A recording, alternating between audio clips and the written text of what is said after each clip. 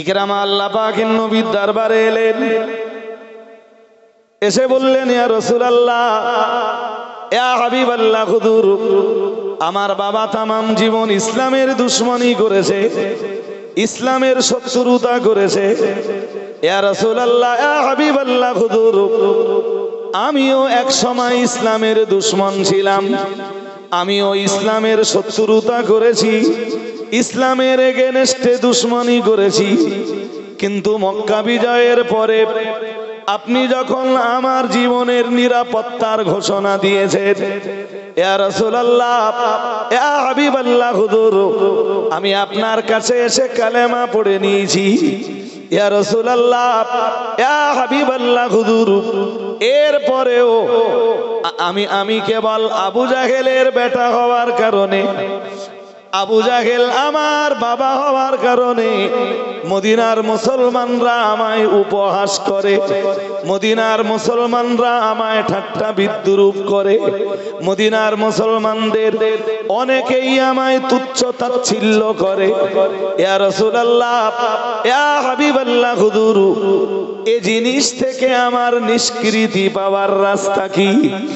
ইকরামা যখন প্রিয় নবী মুহাম্মদুর রাসূলুল্লাহ সাল্লাল্লাহু আলাইহি ওয়াসাল্লামের কাছে এসে এই অভিযোগটা জানালো, প্রিয় নবী রাসূল করিম সাল্লাল্লাহু আলাইহি ওয়াসাল্লামের উপরে তখন কোরআনুল কারীমের এই আয়াতটা নাযিল হলো। সূরা হুজুরাতের 11 নম্বর আয়াতটা আল্লাহ নাযিল করলেন, ইয়া আইয়ুহাল্লাযীনা আমানু, হে দুনিয়ার ঈমানওয়ালা মানুষের দল, লা ইয়াসখার কওমুম মিন কওমিন আসা ইয়াকুনু খায়রাম মিনহুম। মহান আল্লাহ আয়াত নাযিল করে দিয়ে বললেন, হে দুনিয়ার ঈমানওয়ালা মানুষের দল, লা ইয়াসখার কওমুম মিন কওমিন আসা ইয়াকুনু খায়রাম মিনহুম। না না না না না, তোমরা একটা গোষ্ঠী আর একটা গোষ্ঠীকে তুচ্ছ তাচ্ছিল্য করো না, অবজ্ঞা করো না, ঠাট্টা করো না, তামাশা করো না, বিদ্রূপ করো না। আল্লাহ পাক রব্বুল আলামিন বললেন, আসা আইয়াকুনু খায়রাম মিনহুম, এটাও হতে পারে যে যাকে তোমরা তুচ্ছ তাচ্ছিল্য করছো তারাই তোমাদের চাইতে ভালো। সুবহানাল্লাহ বলুন, আর একটু মন খুলে বলুন। এই আয়াত নজুলের উদ্দেশ্যই ছিল যারা আবু জাহেলকে কেন্দ্র করে ইকরামাকে তুচ্ছ তাচ্ছিল্য করছিল, আল্লাহ পাক রব্বুল আলামিন তাদেরকে উপযুক্ত শিক্ষা দিতেই এই আয়াতের ইনজাল ঘটালেন।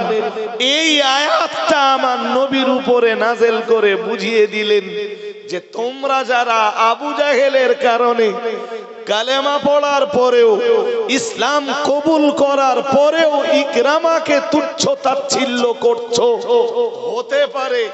হতে পারে তোমাদের চাইতে আল্লাহর কাছে ইকরামার মর্যাদা বেশি।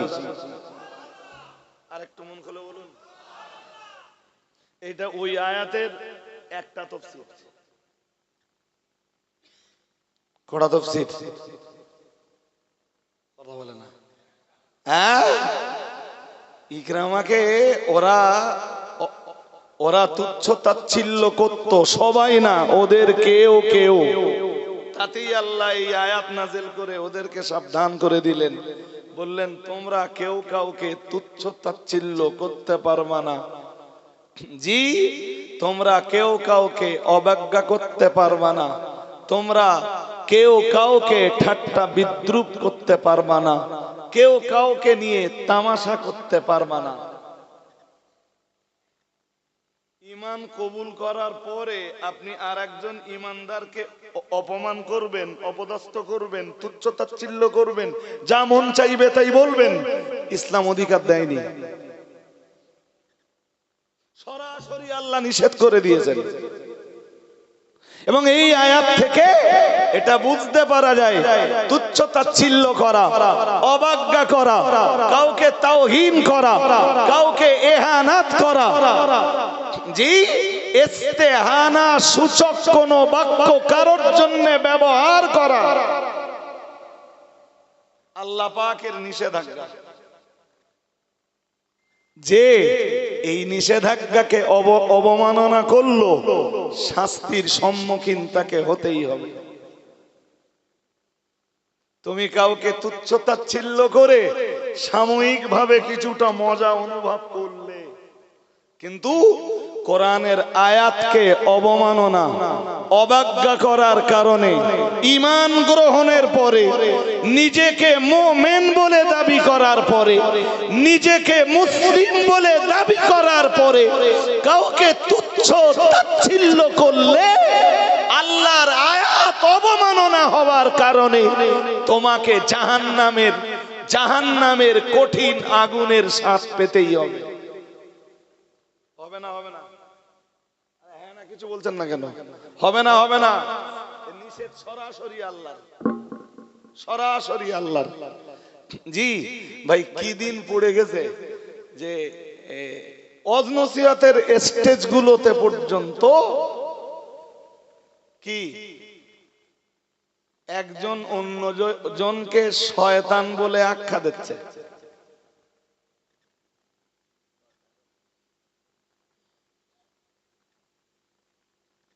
মনে হয়, আমার ধারণা আর কি, বোধহয় কোনো কালে কোরআনের আয়াতও পড়িনি, আর আয়াত না পড়লে আমি বোধহয় বলে বলেছি, বোধ হয়, হতে পারে, এ আয়াত কখনো পড়িনি।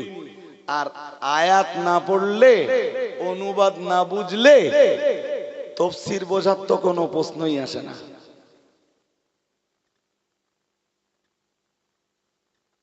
সুতরাং যারা আয়াত বুঝলো না, আয়াত পড়লো না, আয়াত জানলো না, আয়াতের অনুবাদ বুঝলো না, জি তাদের মুখে তাদের যা মন চায় তাই বলতে পারে, যা মুখে আসে তা উচ্চারণ করে দিতে পারে। কিন্তু একজন আলেমের পক্ষে, একজন মুহাক্কিক আলেমের পক্ষে এটা তো সম্ভব নয়, এটা তো পসিবল নয়। ভাই বললে কথা বাড়বে। এই আয়াতের আর একটা তাফসীর নেন, আমি এই আয়াতের তাফসীর পড়ে আসি, এই স্টেজে বসে বসে পড়ছিল। গোটা দেশ জুড়ে একটা কি বলবো, বিপুল তুচ্ছ তাচ্ছিল্যতা চলছে। আল্লাহ পাকের কোরআনের ওই আয়াতের পরের অংশটা শুনুন, আমি তাফসীর পরে বলছি। মহান আল্লাহ আবার জানিয়েছেন, ওয়ালা নিসাউম মিন নিসাইন আসা আইয়াকুন্না খায়রাম মিনহুন্না। মহান আল্লাহ আবার জানিয়েছেন, ওয়ালা নিসাউম মিন নিসাইন আসা আইয়াকুন্না খায়রাম মিনহুন্না।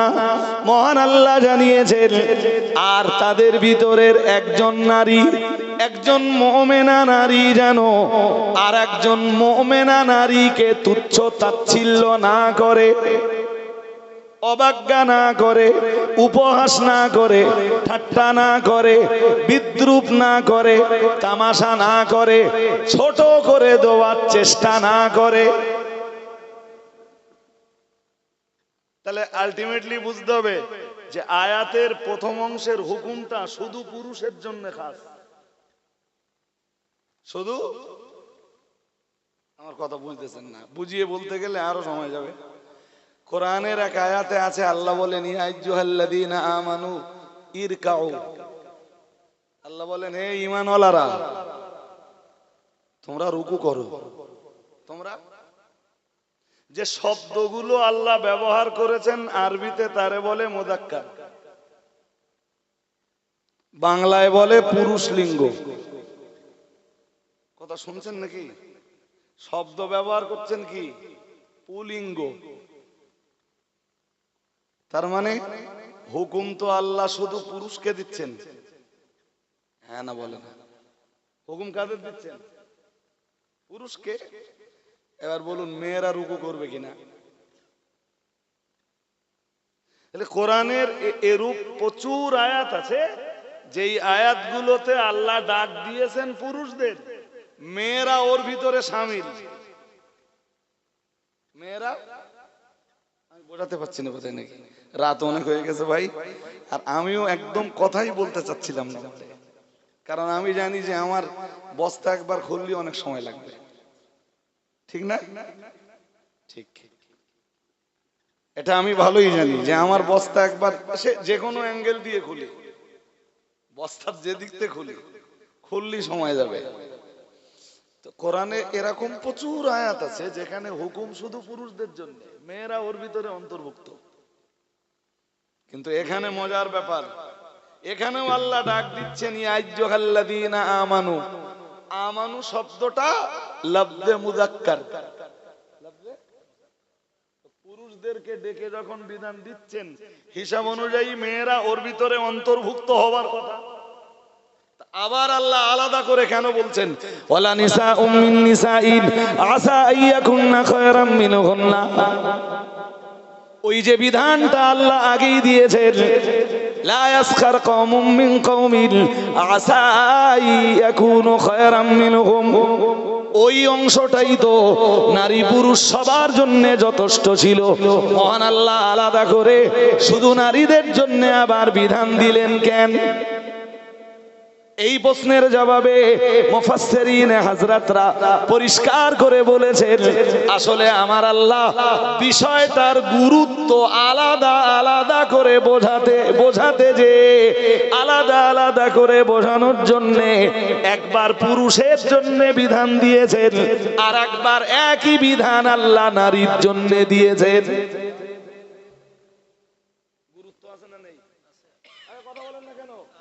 সুতরাং কোন পুরুষের, কোন ঈমানওয়ালা পুরুষের যেমন অধিকার নেই কাউকে তুচ্ছ তাচ্ছিল্য করবার, কাউকে অবজ্ঞা করবার, জি কাউকে তাওহীন করবার, অনুরূপ ভাবে কোন নারীকেও, কোন মুমিনা নারীকেও সে অন্য কোন নারীকে তুচ্ছ তাচ্ছিল্য করবে, অপমান অপদস্থ করবে, তাকে নিয়ে ঠাট্টা তামাশা বিদ্রূপ করবে, এই অধিকার আল্লাহ কোন ঈমান ওয়ালি নারীকেও দেননি। বিষয় ক্লিয়ার? হ্যাঁ না বলে না? হ্যাঁ, এই মেয়েদের কথা কেন বলা হয়েছে? তাফসীরকারকরা তাফসীরে লিখেছেন। আমি এখানে বসে খানিকটা তাফসীর দেখছিল, খুব বেশি না, অল্প একটুখানি তাফসীর দেখছিল। তো ভাই সেই অংশগুলি দেখে আমার যেটুকু মনে হয়েছে, এই আয়াতের তাফসীরে মুফাসসিরিনে হযরতরা একটা হাদিস আনছেন। সম্ভবত হযরত আয়েশা রাদিয়াল্লাহু তাআলা আনহা রাসূলের আরেকজন, হয় হযরত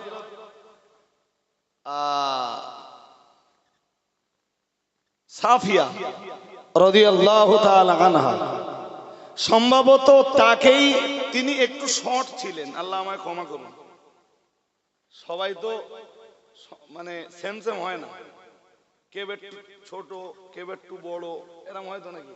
আরে হ্যাঁ না বলে না? সবাই 5.5 ফুট, সবাই 6 ফুট, সবাই 6 ফুটের বেশি হয় না, একটু উঁচু নিচু হয়তো হয়। হযরত আয়েশা সাফিয়া ও রাসূলের আরেকজন স্ত্রী। হযরত সাফিয়া একটু শর্ট ছিলেন, সৃষ্টিকার, আরে কথা বলে না, কেউ কেউ একটু শর্ট, তাই না? আবার কেউ একটু টল, লম্বা, এরকম হয়তো হয়। হযরত আয়েশা রাদিয়াল্লাহু তাআলা আনহা একদিন হযরত সাফিয়ার দিকে ইঙ্গিত করে শুধু বলেছেন আন্নাহা কাসীরা, বলেছেন যে সে বেটে। কথা শুনছেন নাকি? কি বলছে? আল্লাহ এই ঘটনার প্রেক্ষাপটে সূরা হুজুরাতের 11 নম্বর আয়াতের ওই অংশটা আলাদা করে নাযিল করছেন। ওয়ালা নিসাউম মিন নিসাইন আসা আইয়াকুন্না খায়রাম মিনহুন্না। কোন মুমিনা নারীর অধিকার নেই, ঈমান ওয়ালি নারীর অধিকার নেই সে আরেকজন ঈমান ওয়ালি নারীকে অপমান করতে পারে, অপদস্থ করতে পারে, উপহাস করতে পারে, তুচ্ছ তাচ্ছিল্য করতে পারে। হতে পারে আসা আইয়াকুন্না খায়রাম মিনহুন্না। জি, যে নারীকে, যে রমণীকে তুচ্ছ তাচ্ছিল্য করা হচ্ছে, অবজ্ঞা করা হচ্ছে, হেয় করা হচ্ছে, হতে পারে ওই মহিলাই আল্লাহর কাছে ভালো।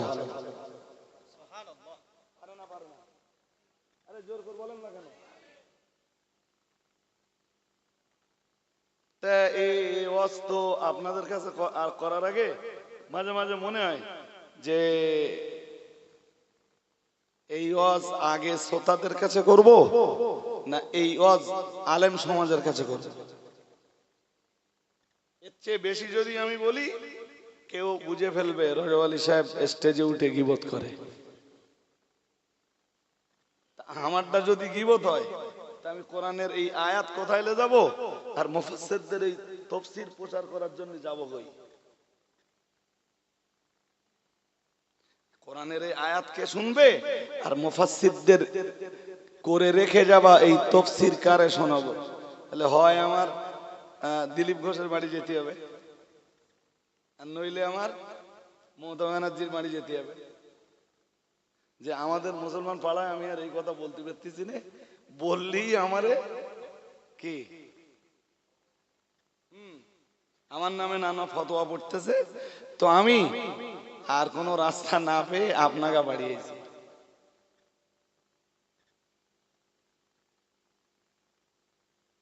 আর শেষ হয়নি বলো, আয়াতের এখনো অনেক অংশ বাকি। আর আমি খুব শর্ট টাইপে আপনাকে শুধু বিষয়টা কনসেপশন দিচ্ছি, আইডিয়া।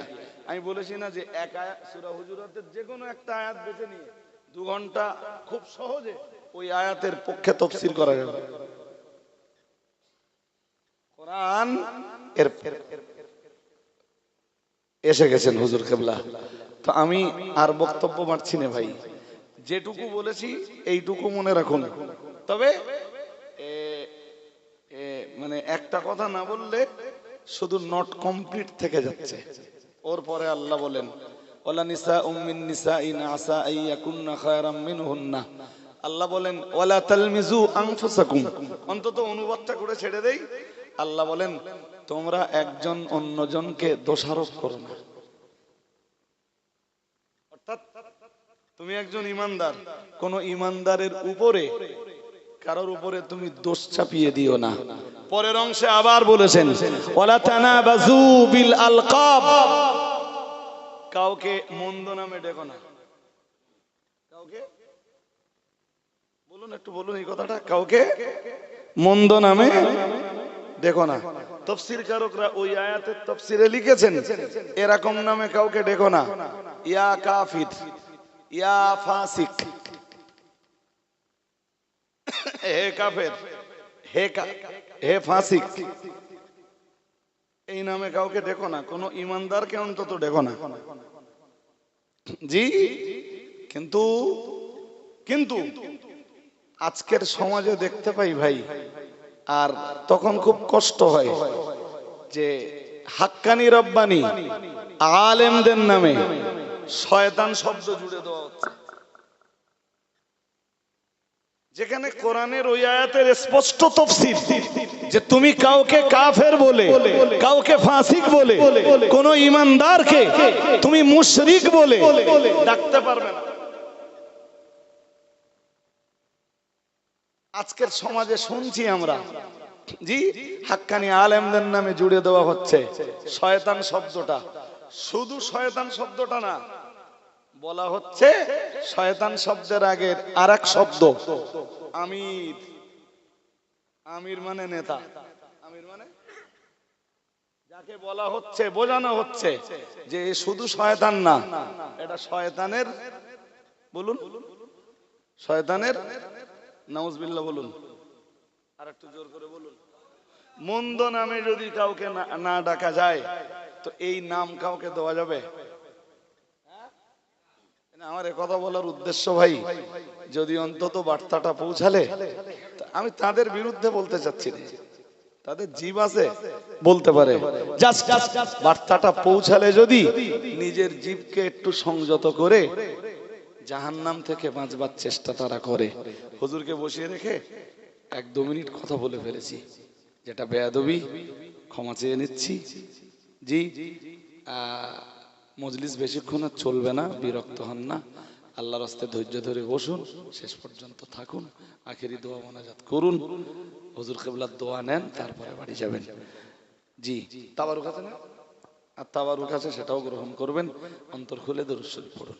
আল্লাহুম্মা সাল্লি আলা। আলহামদুলিল্লাহ, আমরা আজকের এই প্রোগ্রামের একেবারেই শেষ প্রান্তে পৌঁছে গিয়েছি। আমাদের মাঝে এখন উপস্থিত হয়েছেন সুদূর ফুরফুরা